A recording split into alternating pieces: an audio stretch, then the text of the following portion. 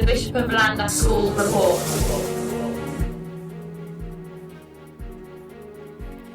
Good afternoon, you're listening to the Bishop of Llandaff School Report with David and Hayoung. Coming up in the programme today.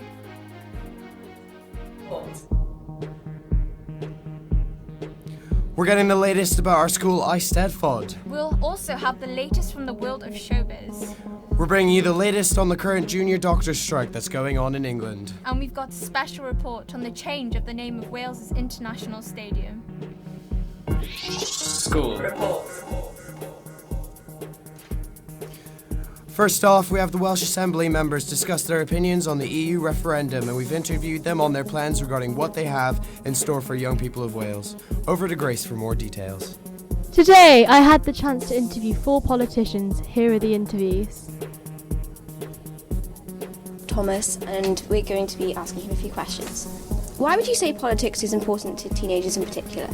I think, especially as someone who was growing up, it was quite obvious to me that as someone who sort of cared about, both the community that I lived in and the world around me, that the issues that I cared about, whether it was the education system or whether it was about what was going on with supporting the poorest of society or whatever, all these things sort of related intrinsically back to politics, and they're all things that can be changed through the political system. And although it may not seem at first like the issues that you care about are political, they really truly are.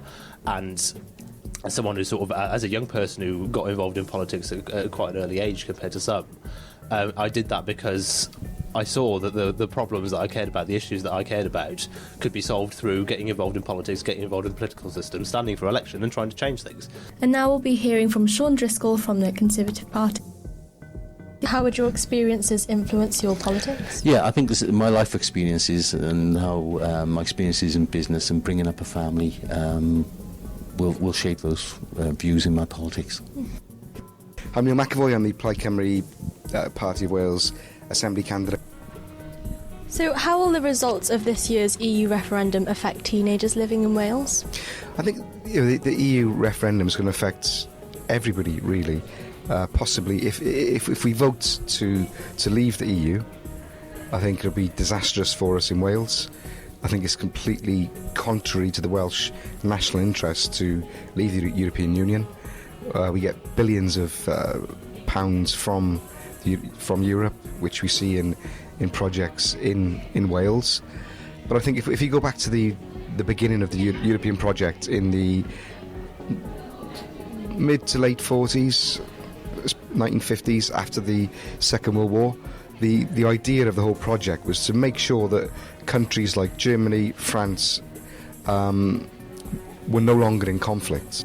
Okay, so we're joined with Hannah Pudner, the Deputy Leader of the Wales Green Party. Welsh Labour is holding the Cardiff West constituency currently and has done so since the Assembly was formed in 1999.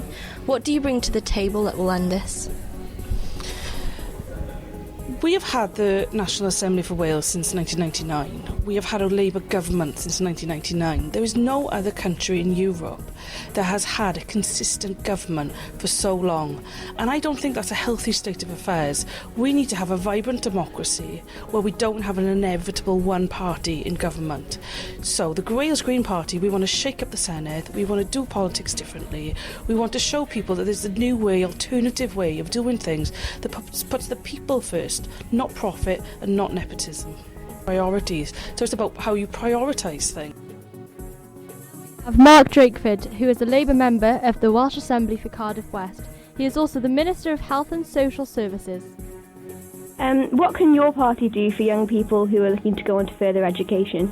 Well, the Labour Party's policy is very much focused for young people on bread and butter issues of education and employment. Allowances are still available for those young people who need that extra bit of financial help in order to enable them to go on into further education. School Report.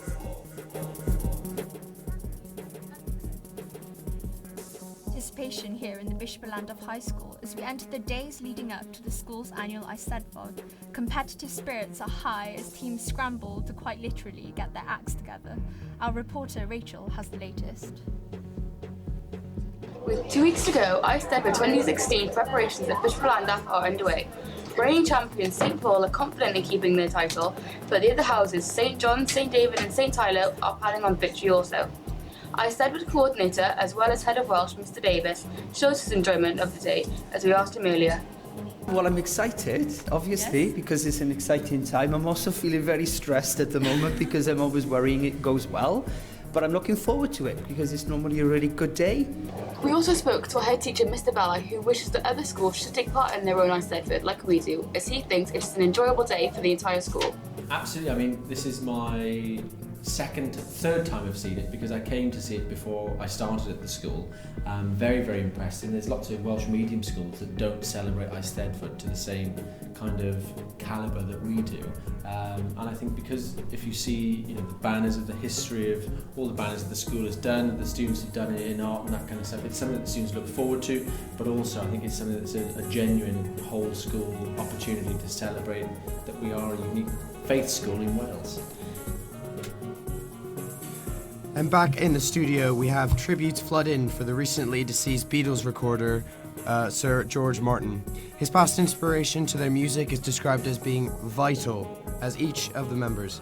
Actress Daisy Ridley responds to derogatory Instagram posts criticizing her unrealistic body and hints of the suspected relationship between singer Cheryl Visani and Liam Payne emerge. Here's our reporter Caitlin for more details. Beatles record producer Sir George Martin has died at the age of 90. Beatles drummer Ringo Starr broke the news on Twitter and led tributes saying George will be missed. Sir George has been nicknamed the fifth Beatle for his work with the Liverpudlian band. He was the band's collaborator, inspiration and enabler, as well as their producer. The well-spoken Londoner, who had made his reputation with the Comedy Records, was as key to the Liverpool band's success as songwriters John Lennon, Paul McCartney and Harrison, or the combined personalities and playing of those three and drummer Ringo Starr. Crucially, not only did he see the spark of something brilliant in them, he allowed and then encouraged that individuality and the flowering of their genius. His long and successful career began in 1950 after he concluded his studies at the Guildhall School of Music and worked as a professional oboist. Next, Star Wars actress Daisy Ridley responded to an Instagram post claiming that she set unrealistic expectations for body shape.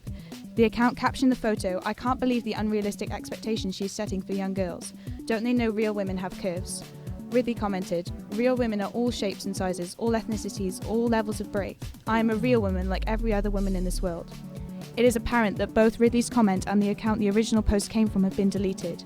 Since then, the actress posted a screenshot of the original image on her own Instagram account, saying she will not apologise for her body shape. She says, "It is much more hurtful to continue to slate other women than be a woman, be a character, be whoever you want to be."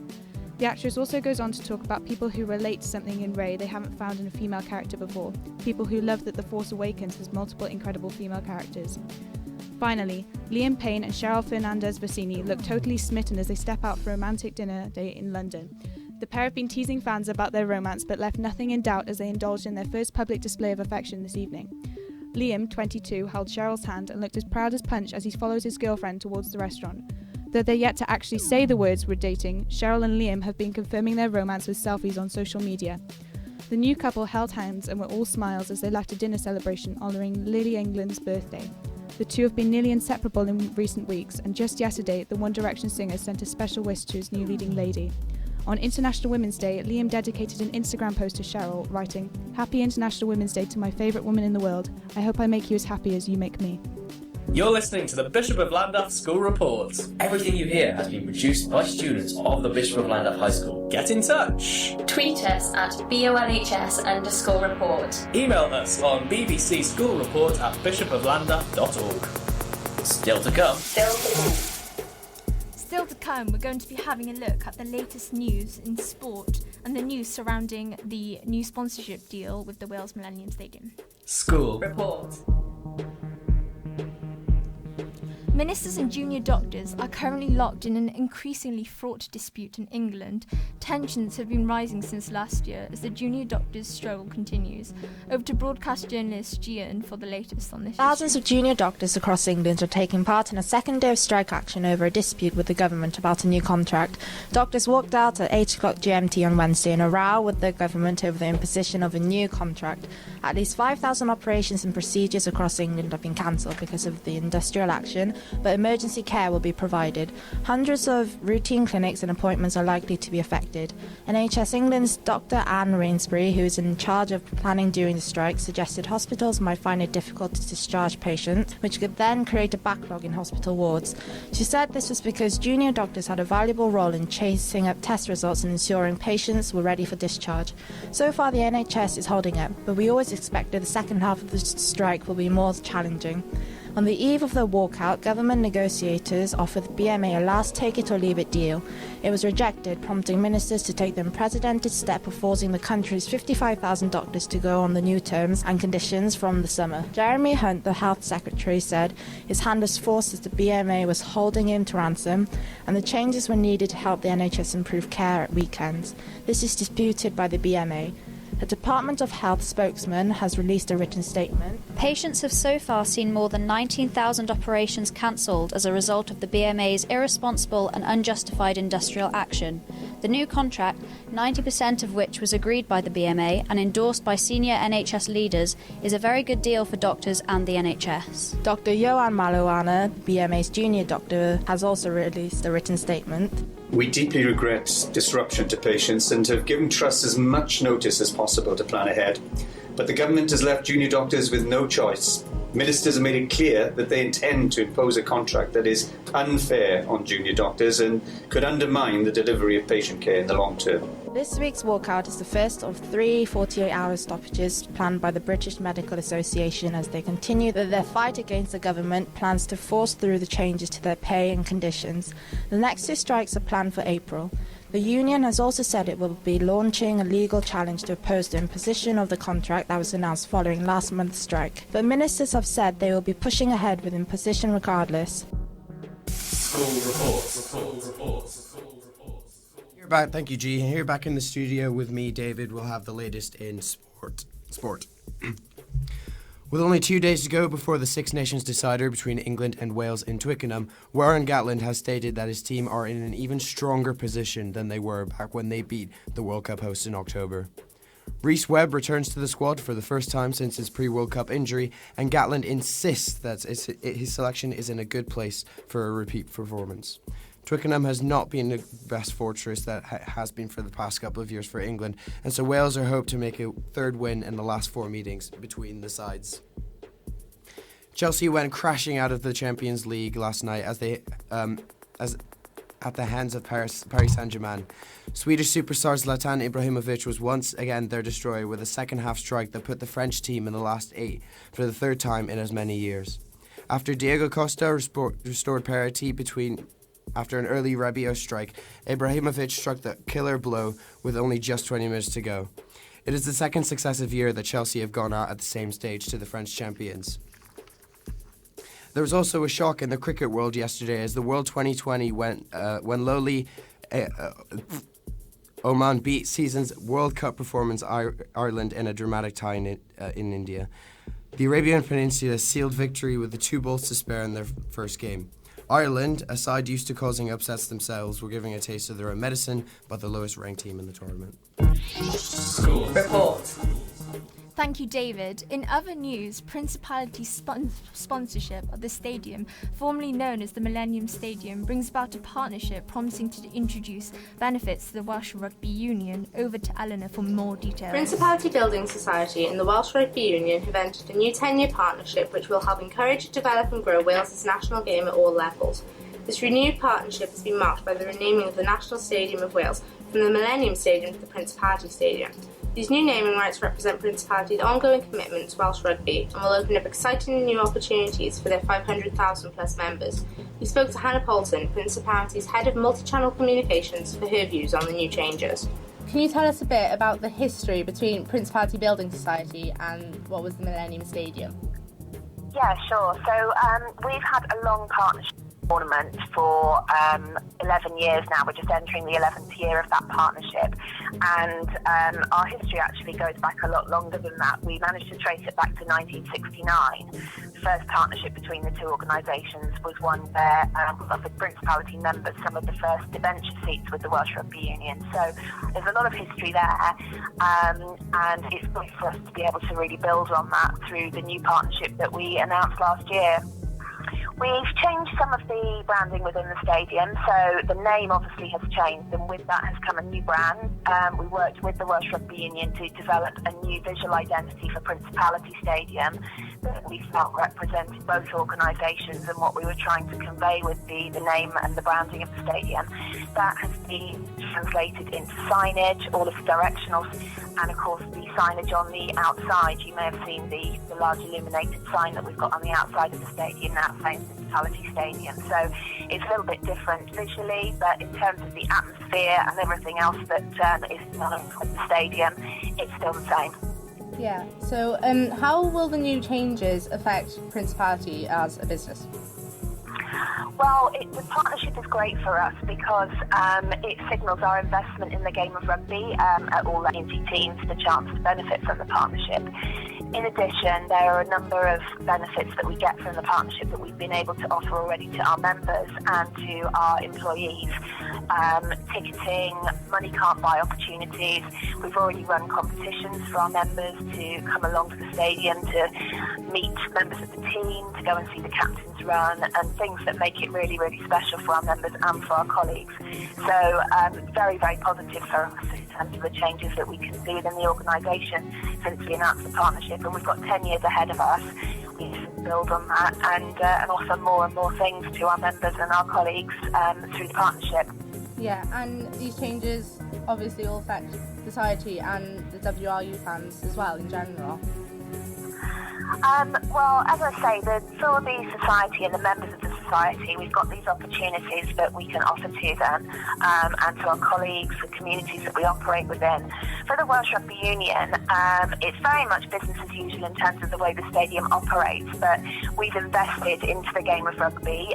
We haven't been able to disclose the figure that we've invested, but it is a significant investment, and that will enable the Welsh Rugby Union to continue their investment into grassroots sport, into developing the game and all the elements of the game across Wales. Was it difficult to change, like just thinking about changing the name and such, because obviously the Millennium Stadium has gone back for many, many years, and obviously it's a very historical part of Cardiff. So was it difficult saying, yeah, we want to change that, or is it something that you took on board and said, yes, it would be better if we change it? Is it something you want to contribute to?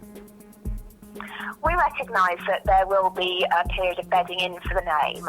It's not going to get into people's consciousness. The media are using the correct name, and a lot of the fans are using the correct name as well, which is great. But we recognise from the end across Wales, getting people to hopefully love the name in the same way that people have developed fondness for the name Millennium Stadium in the past. But we're very aware of that, and it's something that we know that we want to build over the next 10 years, and all of our plans in terms of how we support the sponsorship and activate that sponsorship are geared towards making sure that we really make the most of that name and can get it to become really popular, we hope. Yeah, that makes brilliant sense. Yeah, sense. brilliant. So, yeah, thank you very much, Hannah. You're welcome. Yeah, it's been really helpful having you. The two-time British and Irish Lions coach Warren Gatland was the first to switch on the lights at the newly renamed stadium. The words Stadium Principality Stadium lit up the sky and were followed by a spectacular firework display. The chairman of the Welsh Rugby Union, Gareth Davis, tells us that the new name will have a resonance in every community in Wales. He says that for them to secure partners that is such an important and respected Wales-based organisation is a big step forward, and that he is delighted about this historic new deal.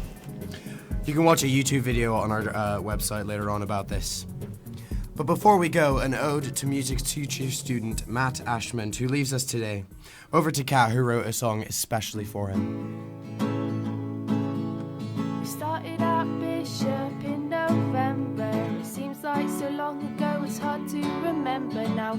This short song's just a way to say thank you for becoming a part of our music crew.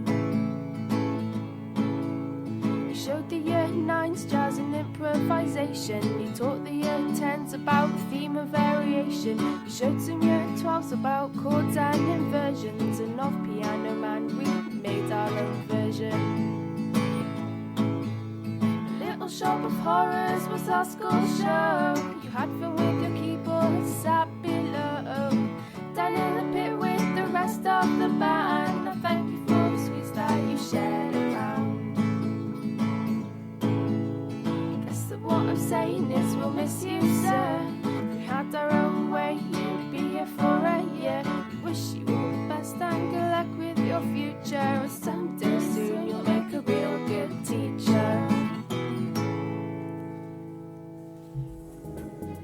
After this, we'll be uploading some special messages from Mr. Ashman on our webpage.